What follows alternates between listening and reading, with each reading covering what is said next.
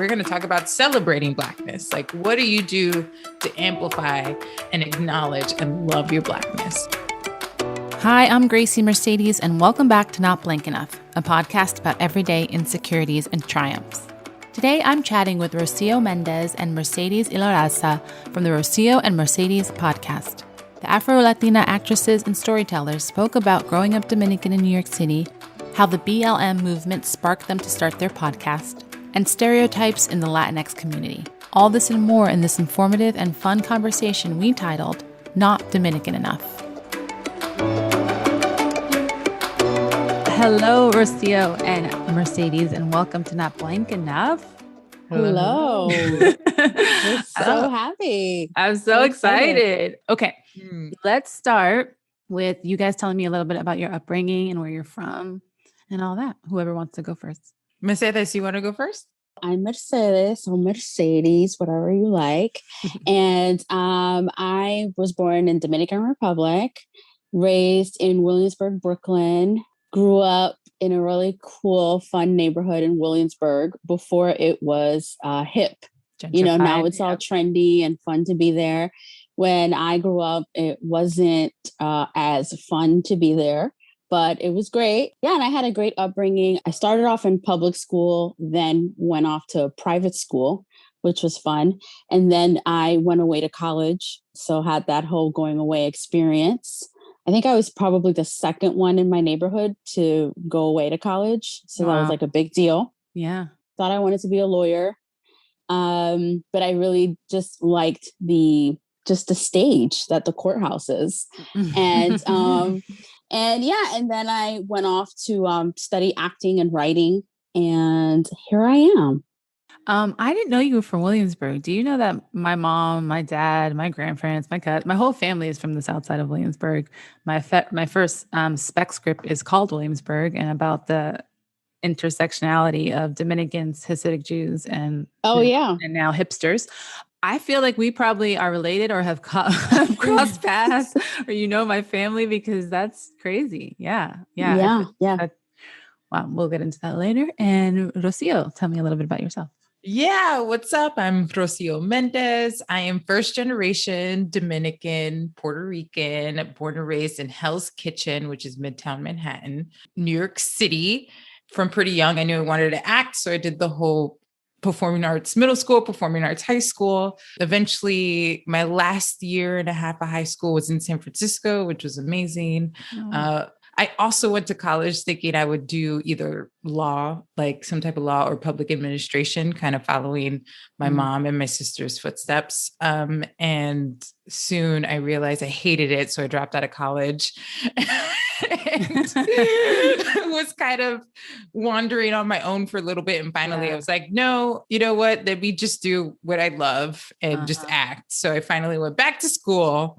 And I found the second passion, which is martial arts and fighting, which is how the whole fight direction came about. And eventually that led to intimacy work as well, because they go pretty hand in hand. And and I mostly, as an actor, fight and intimacy director, I mostly do theater, New York, Broadway, off-Broadway, and regional.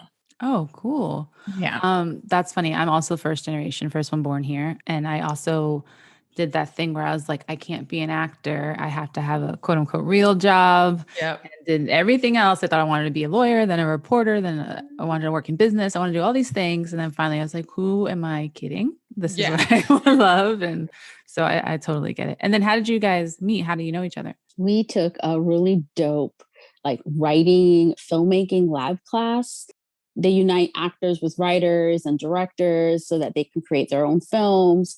And Rocio was the only Dominican in the class. So we instantly got matched together. I think we did an exercise together. And then I was like, oh, wow, you're Dominican? I'm Dominican too. And then there you go.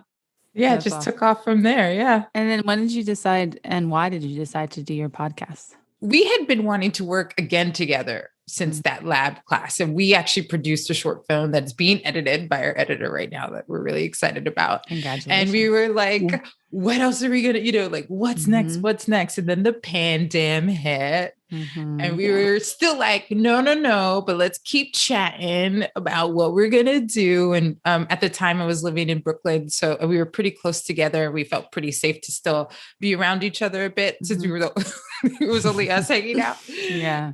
Eventually, the tragedy of George Floyd's murder happened. And it was one of those things where Mercedes and I kept having conversations about our Blackness and how we can participate and be fully present in the Black Lives Matter movement because we're Black, but the complexities of that because we're also Latinx and like what that means for us, how we can fully be present and understand that we are fully Black and celebrate that. And also be fully Dominican, essentially. So we were like, oh my God, that's it.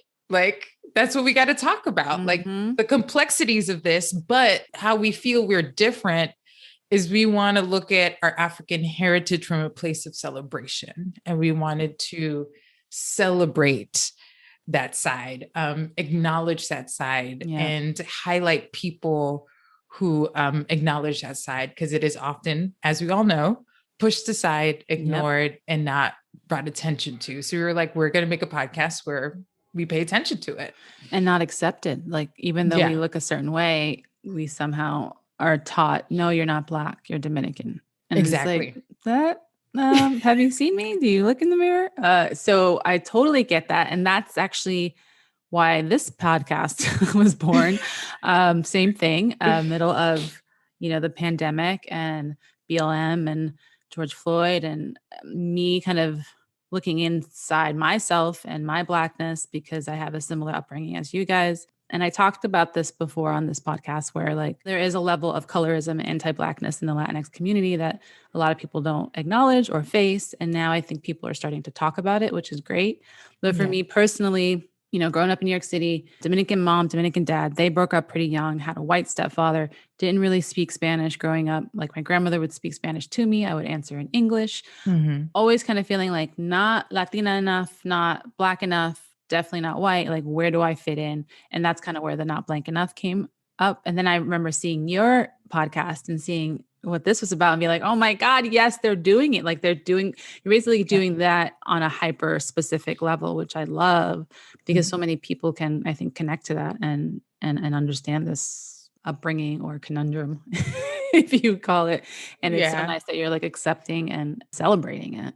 I feel really lucky, and I feel lucky that it was received so well, so quickly. Like we figured this was a long haul thing. It would take a minute for people to be receptive to it. And it came a lot faster than we expected. So we were like, okay, this matters. Like people have a need for what we're talking about because we are, ignored most of the time. So it worked out really well. The timing's kind of perfect because I think at least here in like quote unquote here in Hollywood, people are and in the media a lot, people are starting to actually talk about Afro-Latinx and Afro-Latinidad, which before no one knew what that was, or that term didn't really exist 5-10 years ago. I'm not even sure when it came about, but I feel like now people know what that means.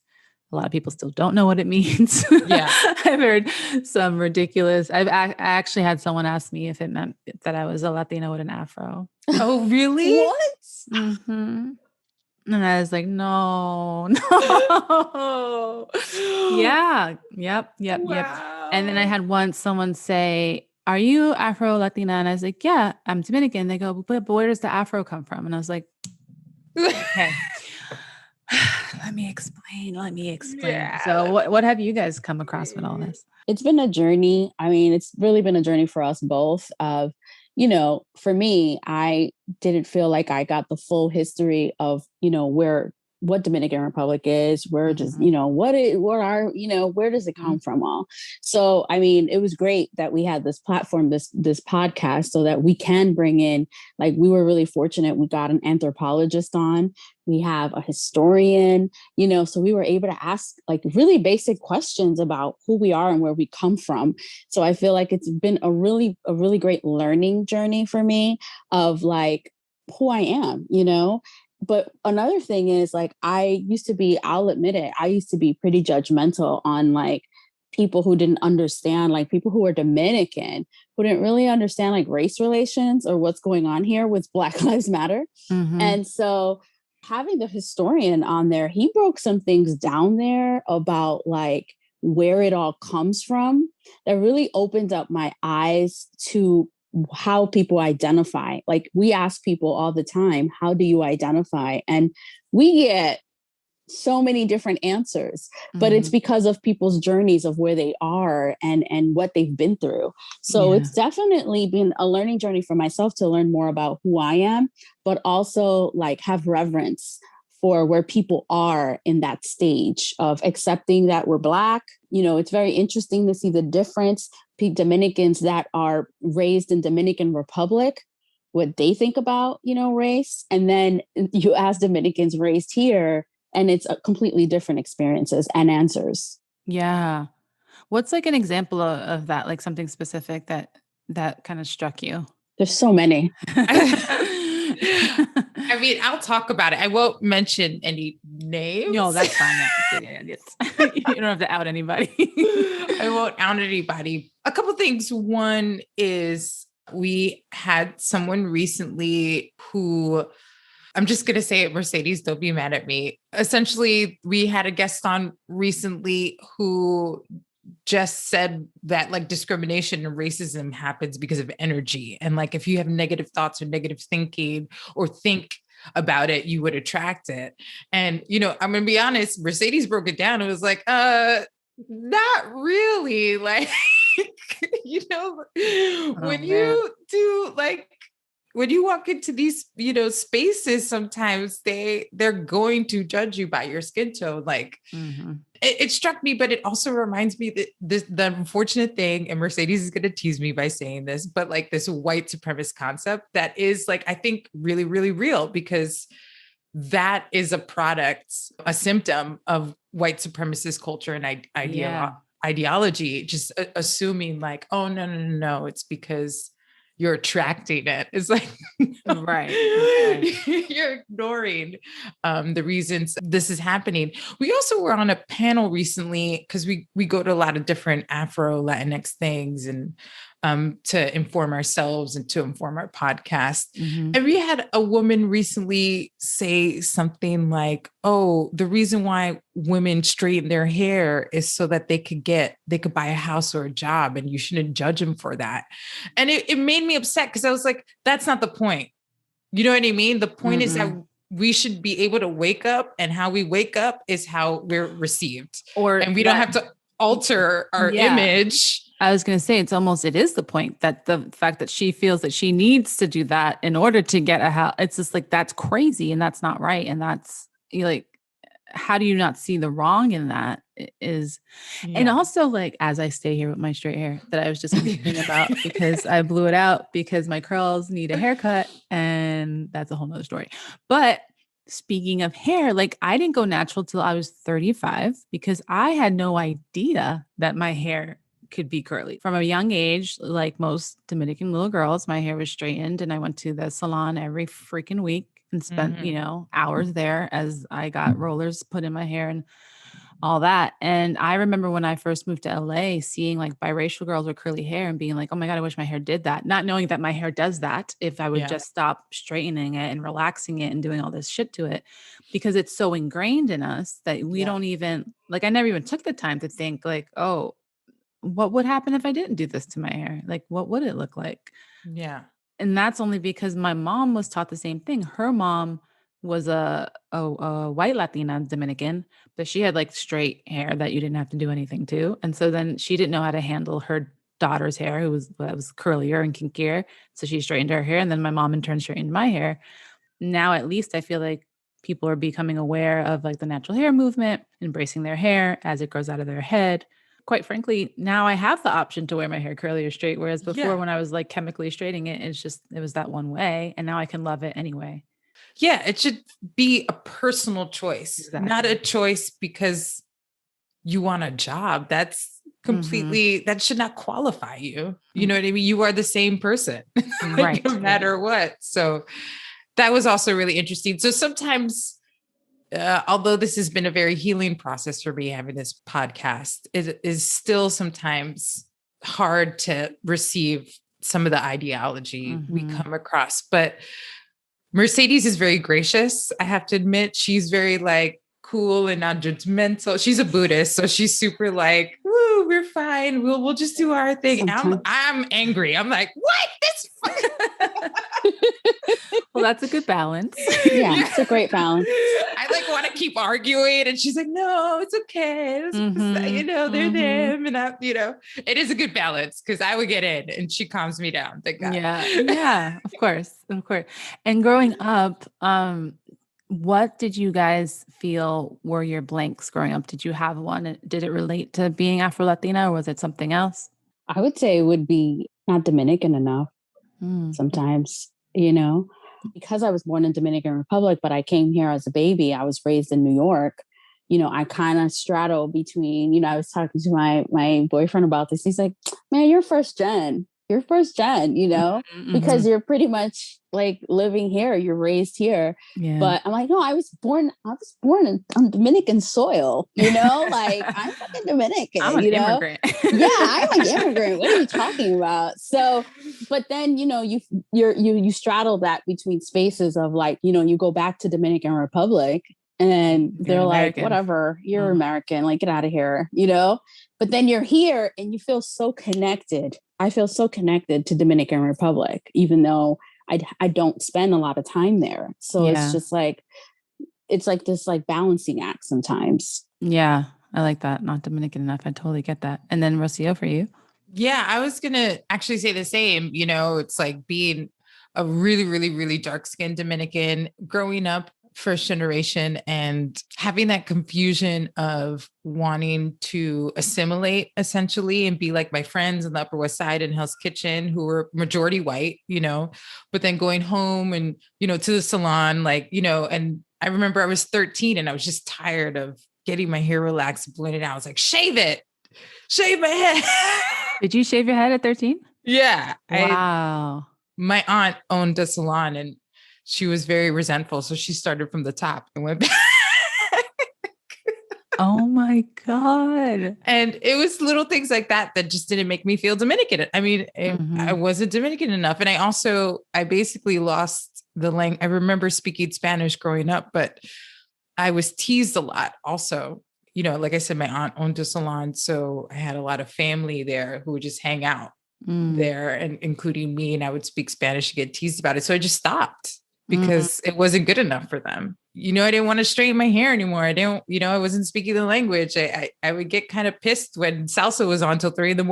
I'll be like, blah, yeah, like a rebellion against. Yeah, like a little rebellion against it. I was never Dominican enough.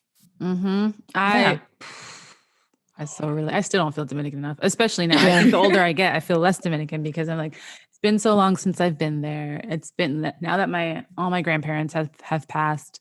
I felt like they were like that final connection because my mom came here so young as well. She was like 5 or 6. So she's very Americanized. I mean, we still have the food, we still have the music, we still have the traditions, but it's definitely a step removed from what like my mom's upbringing.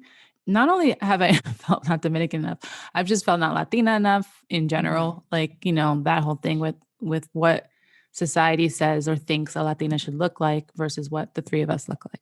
Yeah. Yeah, I think, and that's why I think we really wanted to have this podcast because it really was so that we can connect back to being Dominican and celebrating that and, having more conversations about being Dominican. You said, Rocio, you dropped out of college. You were like, screw this. I'm going to pursue my passions. And then for Mercedes, what about you?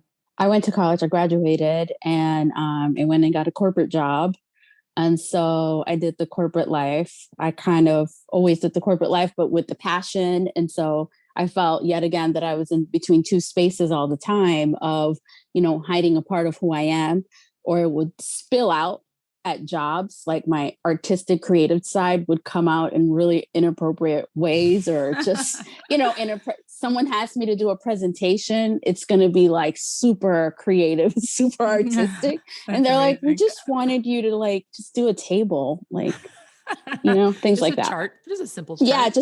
A chart. Okay.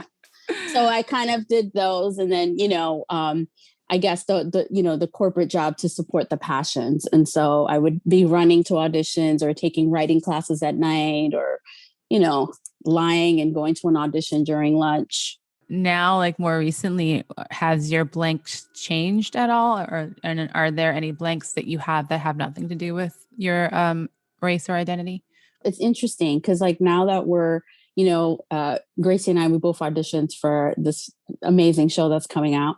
And so something connected to that because, Rocio and I talked about this show that's coming out that we auditioned for. Rocio helped me with the audition. So she knows very well the sides. I had a friend help me with the accent, especially. Yeah. But I struggled with that too, because I didn't feel enough. And I don't know if not talented enough or not ready, even though it was a Dominican role, and I was so excited and I still like went through all this stuff about it, Yeah. Yeah. I mean, I can relate to that for sure. I often feel not talented enough, though I feel like this year I've come around to it because I've come around to the self-taping thing because I used to hate self-taping and now I'm like starting to embrace it and getting really good feedback from my agents. Still haven't booked anything, but at least I'm getting like better feedback. So that makes me feel good. But I remember specifically when that came in, my initial gut reaction was, well, I'll never get this because I don't actually speak Spanish. So I don't really have the Dominican accent and I don't blah, blah, blah. And I just kept being like, no, no, no, no, no. But then the description was me, like as far as physically what she looked like and what she was supposed to be. I was like, okay, I can do this. And then I felt really confident about it. And then I sent it in and then I got a great feedback from my agent. And then I saw who they cast. And I was like, and I don't want to I'm not going to out the show or the people because again, I want to work with these people. I think they're all amazing, but there is something to this happens a lot in Hollywood where even when they say a character is of a certain hue, being Latinx, they will write that in a description, but I have yet to actually see it on television. Yeah. It's often talked about and it's talked about more now. And, I'm actively pitching a show right now that's about all this stuff, hopefully it'll sell. But that is like my biggest thing. Like, no, like, can we see ourselves on TV? Like, can we ever have that representation, like be actually authentic? If it's going to be a dark-skinned Dominican woman, can it be an actual dark-skinned Dominican woman? Yeah, exactly. Yeah. And I think maybe also like not prepared enough, like, I was like, I've been acting for, I don't even know how many damn years, like years and writing. Right. But you always have this thing of like, for me, like, okay, like when the audition comes, like that audition, okay, well, am I ready? Have I done all the prep work before? And you second guess sometimes your choices of what you're going to do, Yeah. And I think it comes from many different places, even with writing. How many writing classes do I need to take to know that our stories do matter, because our stories are so different. Like, you're a writer, Gracie. I know, like when I've taken writing classes that, I'm the only Dominican there or the only person of color. Yeah. And I feel like out of place, or I feel like, okay, do they get these stories? Because my story is completely different from what everybody else is writing. Yeah. I've only had one experience in a like professional writer's room, and I was so happy, pleasantly surprised when I walked in and I wasn't the only person of color. There were 2 African-American writers. There was 1 Asian writer. So I felt like, okay, great. I'm not the token in here. That's fantastic. I was the only Latinx person in the room. I don't know if anyone knew I was Latinx to start with, but we got there. But it is that feeling of like, I'm the only one. So much so that me and a friend of mine, Kate, who's actually a white woman, she was in a writers group, like a writers collective kind of group, and was so frustrated that the group was completely white. And there was like one Asian writer, and she was like, this, we're doing a disservice to ourselves, only getting our own feedback on our stories and not hearing other people's stories. So her and I, she approached me about starting a writers group, and we did. And I said, I'll do this if we have the prerequisite that it has to be at least 75 to 80% people of color. And right now our group is actually all people of color except for Kate. So now she's the minority. So it's so great because you really do see the difference. And it's not just, it's like, there's Latin people, there's Black people, there's white people, there's white person, there's Asian people, there's LGBTQ. So everyone's like represented, and we just get to really get these other stories, these other views that are so beneficial to not only your own writing, but to others people's writing. Yeah, I think people forget the value of diversity of thought and experience. Like, it's not just diversity of skin color. Like, each of those individuals have different experiences. They have different thought processes. And there's so much value in bringing that into a room, that diversity. It's just going to enhance the storytelling. It's just going to enhance the experience. Absolutely. And for you, Rocio, is there any other blank that you are currently feeling or have felt in the past? I'm currently feeling not focused enough. Explain. I'm like, girl, can you focus for 1 second? It's one of those things where I'm proud, and I think it's great that everyone has these slashes, like actor, writer, director. It's great. Like, I'm an actor, I'm I'm an intimacy director, I'm an educator. I teach now. I'm an adjunct professor, blah, blah, blah. But it's like, sometimes there's just too many hyphens, and I just can't fucking focus. I just can't and I have these like waves where it's probably good timing. But like for like 2-3 months, I was like auditioning like 4 or 5 times a week. And it was like it felt really good. I didn't book anything, but I love that. You know what I mean? Just being like, ooh, people want me. And it slowed down. And suddenly like, I got all these teaching gigs, and basically starting next week, I'm teaching like 5 classes online. You know what I mean? Wow. Like it's all with like intimacy and fight direction. And now I got a contract to work with, they announced it. So I could say it, the public is doing Merry Wives this summer, and they're doing it outside in the park. And I'm the fight. I've been asked to be the fight director for it. So cool. Like all this stuff is coming up, but it's like, I can't, it makes me feel just discombobulated and not grounded, if that makes any sense. That makes total sense. And I think creatives now are so multi-hyphenated, right? Like, creatives now do so many different things. Everyone on this Zoom right now is a great example of that. I get it. I actually had this like thought last week. I'm like, I need to just cut a lot of things out of my life right now, because I feel like my brain is all over the place. Partly it's like an embarrassment of riches, but partly I'm like, I'm doing too much, where I was just like, I had a podcast interview, and then I had a Zoom thing, and then I had a panel, and then I had a self-tape, and then I had a commercial Zoom. And I was just like, by the end of the day, I was like, I'm dying. I'm like, my brain hurts right now. And I think because of COVID, we've all assimilated to like this working at home. There's no division between home life and work life. So we're working like 24/7. It's a lot. It's a lot. It's a lot. It's just making me feel crazy right now. And I feel like I need a 10-day. I used to do these Vipassana 10-day retreats. And I'm like, I need that. Like, I just feel like I need to go for 10 days in silence, reset, come back into the world with like my priorities straight and like be able to focus. And I meditate, you know what I mean? And I'm still like, No, I get it. Girl, I get it. Going back to the theme of the show, not blink enough. If we were going to name this episode, what would we name it? A lot of what we talked about was not feeling like the stereotypical Latinx enough or Latina enough. Like, there's like this like mold of what a Latina should be, and we are not what people think that is. And we didn't really go into that, so maybe we can now a little more. But it's just so interesting how even that's, influenced by white supremacy and whiteness of like, oh, we're only going to acknowledge the Latin people who look more European or have more European features. We're going to disregard the ones with indigenous or African features and looks and put them to the side and not acknowledge them. And we do it to ourselves. I mean, all Latin programming is mostly white Latinx people, the stuff made here and the stuff made overseas as well. What are your thoughts on that? It's infuriating. It's frustrating. It's what caused all those, no one in my household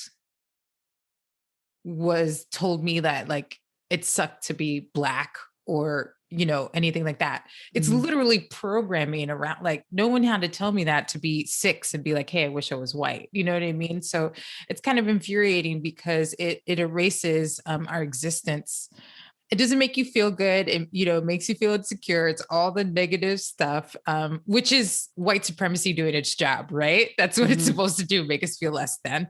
Again, just going back to our podcast, that's why we're starting this podcast, because we're not going to do that. We're going to celebrate. We're not even going to really talk about anti-Blackness. We're going to talk about celebrating Blackness. Like, what do you do to amplify and acknowledge and love your Blackness?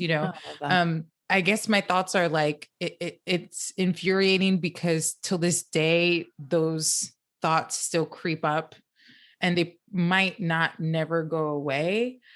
But I do have faith that potentially, we won't be alive, but a few generations down, this won't be a thing anymore because of how suddenly amped it's gotten. It's been pretty fast rolling since this whole like Afro-Latinidad started. It's been like, once it started, it was like, whoosh, you know what I mean?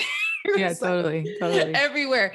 And, that's why Mercedes and I create our own content too. And I think the more we create our own content, the more people like pick it up, the more it'll start spreading to these industries that still continue to ignore us. Eventually they're going to see $ somewhere and be like, maybe we should do, unfortunately, it's capitalism. So that's what it takes, but it's going to get there. You know what I mean? There's enough people who love it and are craving it. What I'm trying to say is that we just have to like push through, fight, create our own content, keep auditioning for those roles until, like spaghetti, something will stick to the wall at some point. But I also think it's important to audition for those kinds of things because they need to understand that we qualify. Yeah. Right. That we are the reality of what they're looking for. Right.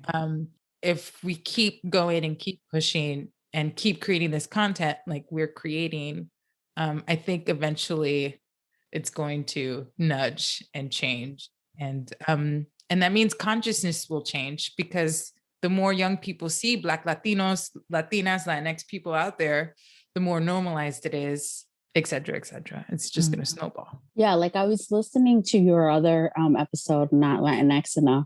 And I was like, oh my gosh, Gracie could just have like chapters and chapters and episodes because it's so multi-layered. Like the guests that you had, they had similar experiences to what we have. But I'm like, Rocio and I have even more different experiences because our hue is a little darker. You know what I mean? And it's like, it's still the same thing. It's just the other side of it, because they're having, so I was just like, oh my gosh, like she can literally have like all these subsections. It's crazy because in that episode with Raisa and Carlos, Raisa's Cuban, Carlos is Puerto Rican, but always plays Mexican because because Hollywood thinks he looks Mexican. Like, and he talks about that. And I'm like, that's hilarious and fucked up. Like hilarious and fucked up. Yeah. I was like, wow. Yeah. And that's what I mean. And then we talk about it in that episode that it's just like, there's such,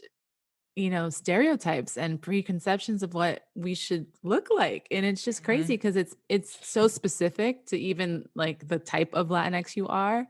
But then it's also very generalized in what Latinx people in general should look like. And it's just like, we literally look like everything. I thought it was funny because he's like, what am I not supposed to work? Like, he's like, all right, I'll go in for the Mexican. You know what I mean? Like he's perfected the accent because he needs to work. He wants to work. And I mean, we all relate to that. Yeah. He perfected the accent because he wanted to be accurate because they can't tell the difference. And that's something else. Of course not. I was just like, oh, I should have said And, that you know, closer. we can all tell, you know, Mhm. I won't name certain shows that I've seen Yeah. some Dominicans cast in it, and they had certain scenes and, you know, certain like storyline. And I was like, that has never happened in any Dominican household whatsoever. Who are the writers in this?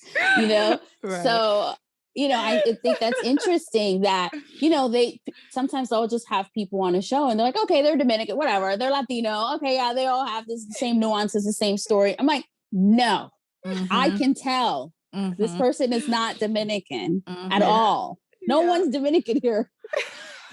Yeah. And it's like, I don't understand how they don't understand it. Like, I understand that I don't know everything about Mexican culture or Colombian culture or Ecuadorian culture. Like, it is different. Like, there are different words, there's different foods, there's different traditions, there's different music. Like, if I understand that, why can't you understand that? And it's the same thing. Like, I feel like in the Asian community gets this a lot where everyone just thinks like this Asian monolith. It's like, no, like Korean people are different from Chinese, different from, it's just, this can be so frustrating. Yeah. It's Anyway. Yeah, that's why we got it right. So I remember there was this one time that I got to play a Dominican one time in my whole acting career that I'll never forget. And it was a play. And I took that thing so serious because the character was an immigrant coming to Dominican Republic. So they were like my cousins, you know? And I was like interviewing my cousins about their journey because I wanted to make sure that I got the story right. And I wanted to bring homage to them, you know? And I brought awareness to the writers and the directors because they were super honest and they were like, oh, you know, honestly, we thought this character was just, you know, just like just not the main character. But she was like, whoa, this character really is leading the story. And I was like, wow, thank you for seeing me, which means seeing us. Right. You know, luckily she was allowing us to like, you know, create our nuances and bring our own self to the characters. But like how many plays and how many scripts let you do that? Exactly. Yeah. Or want you or have like are willing to kind of put aside their ego to be like, yeah, I don't know enough. Can you tell me? Okay, we got to name the episode. We got to name the episode. We got to name this episode. What should we call it? Oh, I guess it could just be called Not Dominican Enough. We haven't had that. Yeah. God.